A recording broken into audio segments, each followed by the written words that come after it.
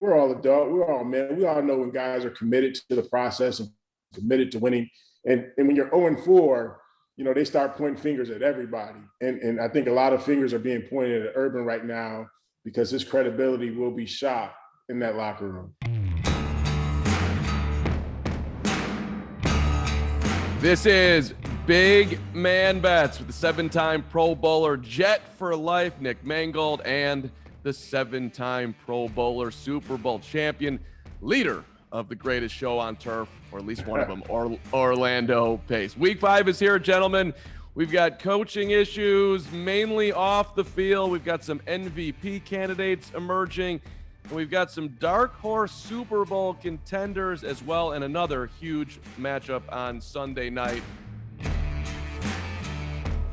But we are going to start with the man who was once the head coach of both of your alma maters, the Ohio State University. He's under siege, rightfully so.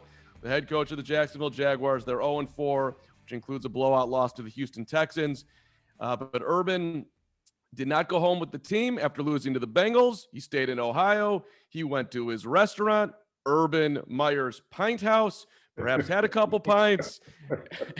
And there he was, Orlando, on a cell phone video getting captured with a young woman dancing in front of him. This is not good. Does Urban need to resign? I don't think he needs to resign because that may not be left up to him. I just think this has Steve Spurrier written all over it, right? When you're 0-4 and you choose not to go back with your team and stay in Ohio, that speaks volumes. Obviously, Urban put himself in a horrible position. But the worst part about it is the presser he had afterwards, where he went home, he wanted to visit the grandkids, and he found himself at the Pine House, which is a difficult spot to be in when you're 0-4. Try explaining that to your owner while you're hanging out at the bar, and let alone try to explain that to your wife, which is a tough task in itself. But I don't think he probably will resign. It's too much money on the table to be left on the table. I think he's going to be one and done in the National Football League, though. Yeah, so it's a tough situation because the biggest, to me, the personal, egregiouses aside, is looking at the fact that he didn't travel back with the team. I played under Rex Ryan, who we had a fantastic time. Rex always enjoyed himself thoroughly, but he was always with the team. And, he would be out at the bar afterwards, after the flight home, and, we'd be there. But, we kind of went through this ourselves with Rex, him and his enjoyment of feet. And, and the big thing now, obviously, it's a very different situation because it was with his wife. So it wasn't really a scandal. But, he embraced it and he took it on as a team. And, there was no distraction as a team because he came in and said, listen, I like feet. What are you going to do? And it's my wife and they're beautiful and I love them. And how can you knock a guy for saying something like that? This obviously being a little bit different situation, where it's not a great look on the family side. But still, it's tough to own that when it's not something that's close to you. And so I think there's going to be a struggle within that locker room of, where's this guy's priorities? He didn't fly back with us after we lost. We're now 0-4. We have this little weekend where the players obviously need to take a step back and say, hey, listen, all right, I need to reset, get my body right, get my mind right. We have a lot of games left. Let's figure out how to win this thing. Well, and while you're doing that, you expected the coaches to be in figuring out what has gone wrong and how to right the ship. And when you see that your coach is out doing whatever, and there could have been no lady there and just him sitting at a bar hanging out in Ohio while you're sitting in Jacksonville, you're like, well, is he putting the team first? Is he doing everything that he needs to do? So he's got to win back that locker room, and it's going to be difficult. I think that's a tough bridge to gap because you got guys, especially older guys, like younger guys, they'll give you, I think, a pass quicker, but older guys who know that they're nearing the end of their road and they're putting everything they can into building a successful team to get wins because they know it might be their last year, it might be the last couple of years. To see a coach not fully invested is a very tough look.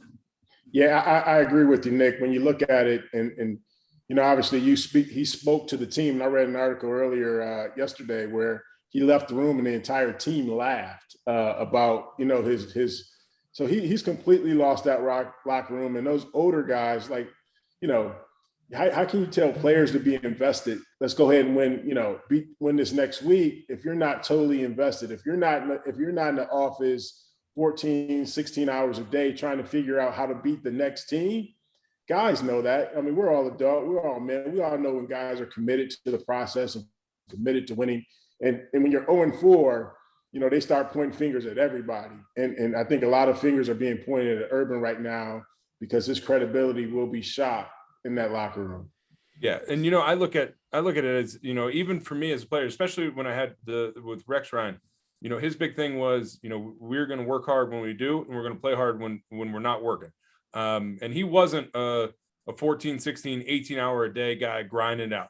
He was like, let's get our work done and we're going to do it to the best of our ability. And when we're done, we're going to go enjoy ourselves. And so, and then I had other coaches who were, listen, we're going to be here for 20 hours, grind in, get a cot in your office, and you're going to be sleeping here. So I've seen both sides, and I appreciate both sides, but I also appreciate the dedication to the team. And, the fact that he didn't fly home from Ohio to Jacksonville, I think would be just, I've never had a coach not fly home without like a loss, a family loss or something that, drastic, just to sit and hang out with the grandkids. If that was just all it was, would be enough to be like, is he fully here? Yeah, I agree. I totally agree. You mentioned the reaction in the locker room that Jacksonville had when Rex brings up the foot thing and just owns it. What goes on in that locker room afterwards? Like, that's our coach. That's my guy. I mean, basically, because I don't know, how did that move around when he came clean the way he did? Well, the New York press, they'll grab anything and everything. And so when it first came out, like, oh man, like this scandal, it's salacious. All the details, what's Rex doing behind the curtain, like all these different things. And, and he didn't say anything in the media. He kept it quiet, but he told us, he comes in and goes, listen, guys, I like, and like, as soon as he did that, he opened up and, he said, I'm not with another woman. This is my wife.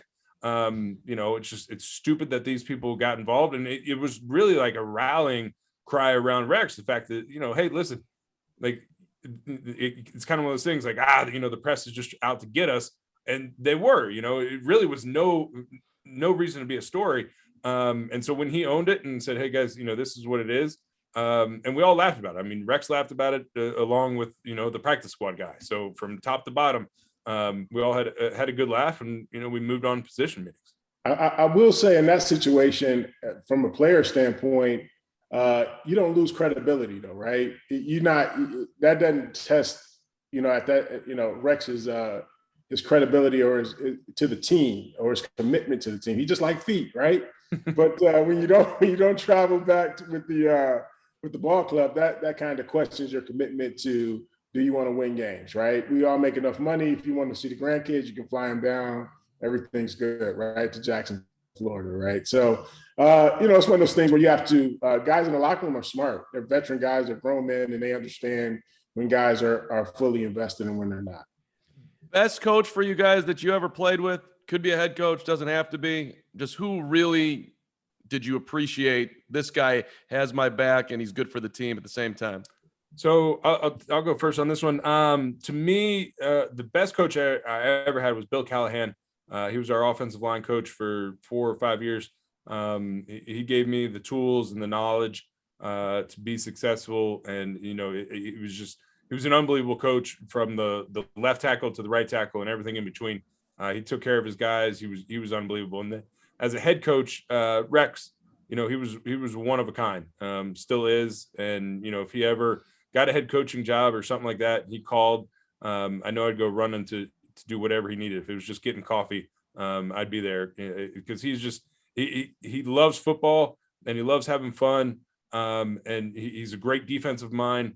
And I know if he got another shot, that he would do well, because I think he's learned a lot from what transpired between the Jets and the Bills. But he's fantastic, an unbelievable coach.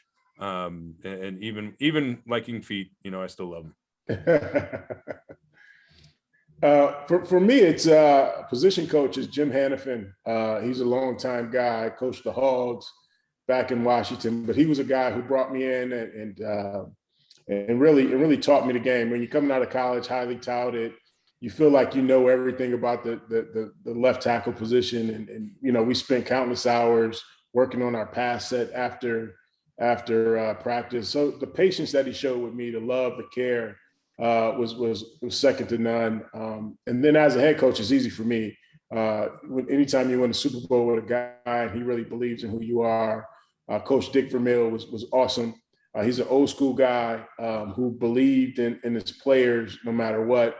And you could tell that even when whatever city we traveled to, his old Philadelphia Eagles team players would always come to our meetings.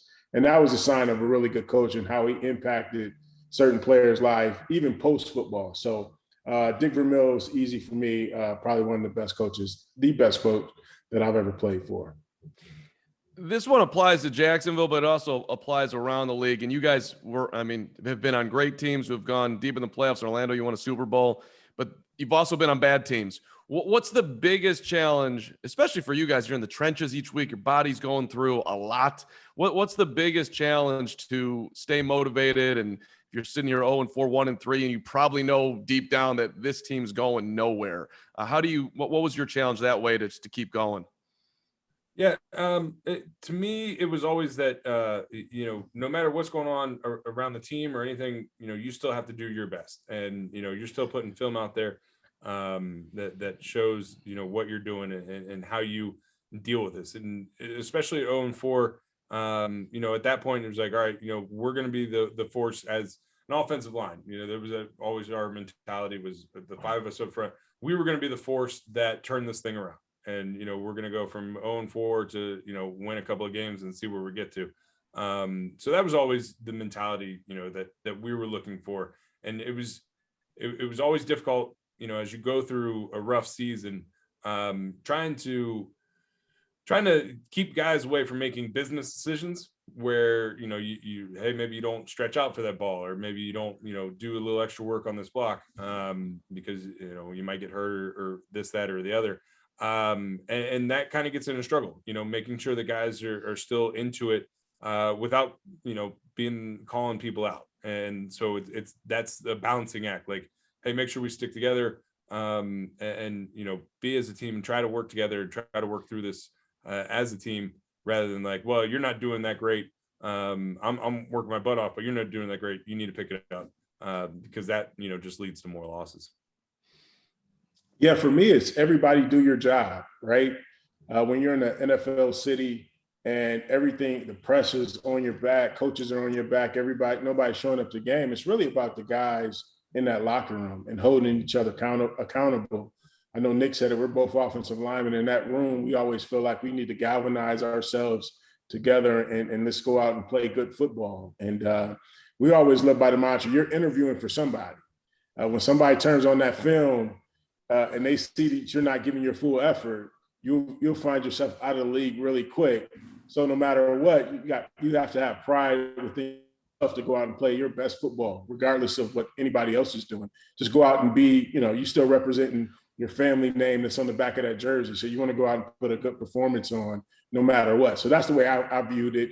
And there's some tough, Decembers when you have a chance at a playoff. It's cold outside and you're like, dude, what am I doing? But obviously you still got to go out and perform. So pride, I love it. All right, let's move on to, at least in the middle here, we're looking at dark horse candidates to win the Super Bowl. Kansas City sitting here at 2-2. A lot of people thought they were going to go 20-0. That's obviously not going to be the case. Let me read some odds to you from winbet.com, your place where you should be doing your gambling. The Arizona Cardinals are plus 1,400. The Los Angeles Chargers plus 1,600. The Cowboys are leaping up at plus 18, along with the 49ers. The Seahawks back and forth at plus 2,500. The favorite right now remains the Bucks at plus 550. Chiefs are plus 600. Do any dark horses jump out at you, Orlando? I got to be honest. Justin Herbert with those LA Chargers, man, they are playing good football out there. He had a good year last year before I think he went down with an injury, but he is playing really good football. That team seems like they're gelling at the right time. Nick the Bosa coming off the edge. They have a really good defense. They played really good football the other night. I think if he continues to play at that level, and obviously they beat Kansas City the week before. Obviously they have a chance. They're probably a dark horse favorite, and their odds will continue to improve as the season goes on. Yeah, I'm looking. I really like the Cowboys and the Cardinals. The Cardinals. Kyler Murray is just playing great. I think they have a chance. They get on a run. They could do something special. And same with the Cowboys. They're coming. They're rolling well. They play in a division that I think for the most part is pretty wide open, and they should be able to handle it pretty easily. And once they get to playoffs, I'd love to see what Dak can do. So I'm riding the Cowboys right now. They've been doing fantastic, and I'm going to stay with it. So I refuse to say the Cowboys, and I say this because Cowboy fans, after they win 2 games, and my son's a Cowboy fan, they're going to the Super Bowl. So I'll let them do all the boasting and bragging and all that for me. So I refuse to say it because they're never really a dark horse, according to their fans. Every time they win a game, they're going to the Super Bowl. Yeah, to their fans, they're going. They could lose the opening day and we're still going to the Super Bowl. Don't worry. So, but I think to the rest of us, who would probably not like to see them go to a Super Bowl anyways, but I think to the rest of us, I think Dallas. There was a lot of questions with Dak coming back after his injury. Is he going to come rolling back through? How's that defense going to look? And I think they've done a pretty good job so far this year. What about the Mike McCarthy factor in Dallas? Oh yeah, they're just. It seems. Everything seems to be rolling together, and so that's I'm sticking with it. I'm going to hold strong until they prove me otherwise, which they're probably going to do. But when you look at that division between the Eagles, the Washington football team, and the Giants, they could have a kind of a mediocre year and still make the playoffs. And as everyone knows, once you make the playoffs, it's a whole new season, and anything can happen. Orlando, any thoughts on Mike McCarthy and his clock management, amongst other things? Well, you know what? That's those Dallas Cowboys. I kind of root for Dak. Mike McCarthy's just a product. He's just a figurehead there. I think that Kellen Moore's done a great job calling the game for Dak and that guys. Obviously they don't talk as much about some of the mishaps, clock management, those things when the Cowboys are winning. So, obviously I like to see Zeke do well and those guys do well, but I think to Nick's point, I think they have a really easy route to the playoffs just based on their division and the guys that they face. But they have a ton of talent, and the ultimate key is whether they stay healthy or not. All right, 2 quarterbacks that are playing incredible football. They've both been mentioned already, but let's examine them a little closer. Kyler Murray, Justin Herbert. I'll give you guys the option right now. Who would you rather have as your starting quarterback, Murray and or Herbert? What do you think here, Nick? That's a tough call because I really like both of them. I think for me, if you're going to make me choose one and not both of them, I'm going to go Kyler Murray at the moment. The way that he's playing, I look at the Cardinals as kind of like Kansas City light, but they're obviously doing better than Kansas City. That offense is just explosive. Kyler's playing fantastic. Long haul, I don't know if either are up to the task. So if I'm going to take the short burst, I'm going to ride Kyler and see what he can get me.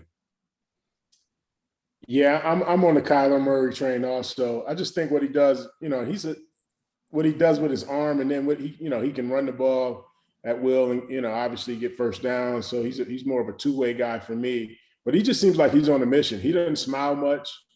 He just goes out there about his business, gets wins. That win against the Rams this past week was a big win for that organization, and obviously to go in there and beat them the way they did spoke volumes to their team and how he's playing. So are you both picking Murray then between the two as the bigger favorite, more likely to win the MVP this year? I think so. I think just because that franchise, Cardinals hadn't really done much.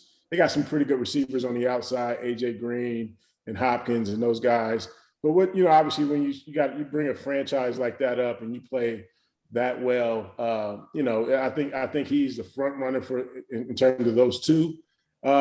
But we'll see late in the year because the AFC West is a tough division when you got Patrick Mahomes and you got Derek Carr doing what they're doing, and even Denver playing good ball. We'll see how they end up in that division at the end of the year. Yeah, I got so enthralled with what Orlando was saying, I completely forgot where I was like, oh, he's making some great points, and I agree with everything he says, and then completely forgot what we were talking about. I just got sucked into it. That's the beauty of big man bets. You can get That's it. And offensive lineman chemistry. I mean, it was like poetry. I was just sitting there listening, like I should be drinking a cup of coffee, just listening in the coffee shop. Let's take a look at the big Sunday night game with the Chiefs and the Bills. And Buffalo probably has had this one circled for a long time since last year's AFC Championship game. Chiefs are coming in at 2-2. Who do you think is perhaps the game means a little bit more to right now? That game, that it might be Buffalo, but Kansas City's got something to prove too. Or Orlando, you got any edge on who this one means more to in Week 5 of 2021? Definitely Kansas City, man. To come out and be 2-2. And, you think those guys will go undefeated based on the talent they have, but their defense is really strong right now. Anybody can score on that defense. I'm sure Josh Allen is licking his chops to go against that defense. So they have to man up. Patrick Mahomes, obviously, in their offense, what they can do. But if they can't stop anybody, it's going to be tough for them to make a deep run in the playoffs and get to the Super Bowl. So looking forward to this game. It should be a pretty exciting game with two up and coming. Well, I shouldn't say up and coming. The Chiefs are there, and the Bills are trying to beat those guys. I know they've had some battles over the past couple of years, but I think at 2-2, the Chiefs need to prove that they could either stop somebody and win a big game. Yeah, I look at it. I'm looking at both sides. You look at the Chiefs. That's the glaring one. They did not start the way that they wanted to, that we all thought they were going to. So now they got to crawl back in, say, all right, yes, we are a dominant force in the NFL, and here's why. So this is a very big prove it game against the Buffalo team, that lost Week 1 to Pittsburgh, but since then has really found their rhythm. And I think losing to Pittsburgh was probably the best thing that could have happened for him, because it kind of slapped him in the mouth, said, listen, everyone's been talking great about you all offseason, but you can still lose. And so I think that lit that fire back underneath them, and they've been playing some great football. And so this is an opportunity for them, and why the game means a lot, that they need to show that they are for real, that they're not just the flash in the pan, that they can win games and against lesser opponents, but not win the big one. And this is a chance for redemption for them. So I think both teams have a lot. I think they're very different. They're on their approach to the games. Kansas City needs to prove that, hey, listen, we are still a powerhouse. And the Bills need to prove that, hey, listen, we are the powerhouse that KC used to be. And so it's going to be a fantastic matchup. I'm really looking forward to it. It's going to be a little difficult to watch over here across the pond, as I think it kicks off at 2 a.m. So I'll have to catch the replays of it. But it's going to be a fantastic game, and I'm looking forward to seeing the highlights from that one. Nick talking to us today from Italy, which we appreciate. It's supposed to be, everyone's predicting a shootout. It's the biggest number on the board this week, 56. Do you guys like that style? Boom, boom, boom, boom, boom. Or does it get boring for you two offensive linemen, just touchdown after air raid after air raid? I would get upset just because we're like, listen, defense, if you could just stop them one time, we'll keep scoring points and it'll be fantastic. So I will, as an offensive lineman, I will never say that I don't want to just keep scoring touchdowns. But I would start getting at some point upset with the defense being like, hey, listen, if you could just stop them once, that'd be great. And I know I played a lot of football where the defense was probably looking at us saying, hey, if you could just score once, we might be good. So I see both sides of it, but I'll never say that I don't want to score touchdown. Look, I played on the greatest show on turf, man. That's what we did. So I love to see. Hopefully it goes up and down, big plays after big play, and just the team who has the ball or makes the least amount of mistakes at the end will win the game, man. But I love exciting. Let's go deep. Let's make some big plays, some exciting plays. So hopefully this game lives up to it. All right, gentlemen, it's time for our picks. Last week, Orlando was rough. 1-2, pal. Nick 3-0. So Nick with the lead on the season. You're 2 games back. Nick is 6-4. Orlando's 4-6.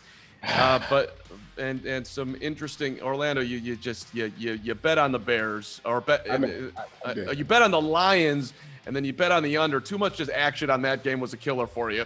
Absolutely. But let's go. This is a new week here. Nick, you're up. Give us your pick of the week in week 5. All right, pick of the week this week. We talked about it at the beginning of this episode. Urban struggling in Jacksonville. I'm going Tennessee versus Jacksonville. Tennessee's -4.5. I think that locker room's chaos. The coaching staff's in chaos. Ownership doesn't know what's going on in Jacksonville. I think Tennessee's going to come in, just smack them around and do whatever they want. Is Nick looking at my sheet? That was my pick of the week. I think everybody's piling on Jacksonville. There's just too much turmoil down there, man. They can't stay focused. The coach isn't focused. He's in Ohio while they should be prepping for Tennessee. So I think it's going to be a rout, Tennessee. So that is my pick of the week also. Good luck. Y'all are with the public, which is very dangerous. Just a reminder. So you might want to rethink that one before Sunday, but it's on the record now at Big Man Bets. All right, upset of the week. Orlando, go ahead. I am going San Francisco. They're getting 5.5 in Arizona. Arizona coming off a big win last week against my Rams. I think they'll have a little letdown. San Francisco is a tough team. They play tough. They're in every game. So that is my upset pick of the week. San Francisco getting 5.5 points versus Arizona. I like that. That's a good pick. I didn't really catch that one. That's a good pick. All right. So for me, upset of the week, look at this big game, the Bills Chiefs. I think the Bills are going to come out and prove that they belong at the top echelon of the AFC, and that they're going to beat the Chiefs. Right now we have it at +2.5. The Bills are going to win this game, and that's my upset of the week. Like it. It's going to be super fun on Sunday night. All right, over-unders. Orlando, you get to go first. Very underrated game. Nobody's really talking about it. Browns at the versus the Chargers, LA Chargers. I think the over-under is 47. I'm going with the over on that game. I think it's going to be a high-scoring game on that. Like it. All right, for me, the two lowest over-unders on the board right now are 39.5 points. That's Denver versus Pitt and New England versus Houston. I look at Denver going to Pittsburgh. Denver has a great defense. Pittsburgh at home is reeling, needs to put on a great performance. I am taking the under Denver versus Pitt. 39.5 is very low, and I think the betting world is screaming for you to take the over. But I'm gonna buck the trend. I'm going to take the under because I think these defenses are going to play lights out. Man after my own heart, going the contrarian route here. Go to winbet.com for all your bets. Big Men Bets. We will update you next week on the records. Right now, Nick with a 2-game lead. Gentlemen, great to be with you. I just want to wrap up with this. Orlando, did Bill Belichick blow it on Sunday night when he kicked a field goal or attempted to from 56 yards? He was going to give the ball back to Tom Brady. It was weird. Did Belichick blow it on Sunday night in the big matchup with Brady? No, you know what? He did really well. I would have did the same thing. Obviously, you didn't want to leave that much time on the clock, but I would have done it. And he wanted that win really bad. Too bad he couldn't come up with it. So, No. You got to trust your quarterback. They got to go for it. 4th and 3. You want to go for the win. We saw Aaron Rodgers drive down the field in 39 seconds. Tom was going to do the same thing to him. So trust your quarterback to get 3 yards, and you get that ball closer. I'm still in favor of kicking the field goal, but in the rain, 56 yards, that's a tough field goal I think you gotta go to win the game, and not just hope to hold on. He had it, and then He he had blew it? it. Then he blew it. I'm more with Nick on this one. Gentlemen, great stuff. Week 5 in the books. Enjoy the games, and we will see you next week on Big Man Bets.